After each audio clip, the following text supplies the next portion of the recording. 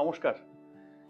আজকে আমরা আলোচনা করব মনুষ্য বাস্তু আর দেব বাস্তু নিয়ে। মানে মনুষ্য বাস্তু কোনটা? এই আমাদের বাড়ি ঘর ইত্যাদি যেখানে আমরা বসবাস করি এটাকে মনুষ্য বাস্তু বলা হয়। আর দেব বাস্তু মানে বিভিন্ন মন্দির ইত্যাদি এই সমস্ত জায়গাগুলোকে আমরা দেব বাস্তু বলে থাকি। তো দুটোর বিচারের পদ্ধতি কি একই রকম, বা দুটোর গঠনের যে শৈলী আছে, গঠনের যে পদ্ধতি বা গঠন করার যে নিয়ম, সেটা কি একই রকম?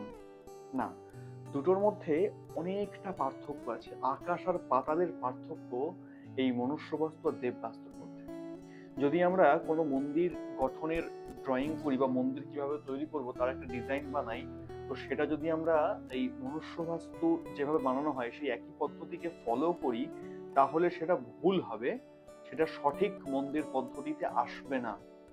শুধুমাত্র মন্দির তৈরি করার জন্য, মন্দির নির্মাণের জন্য একটা ভিন্ন পদ্ধতি রয়েছে, সেটা কেবলমাত্র মন্দিরের জন্যই, তখন সেটা সেখানে অ্যাপ্লিকেবল, না তো মনুষ্য বাস্তুর ফর্মুলা সেখানে কোনো কাজ করতে পারে।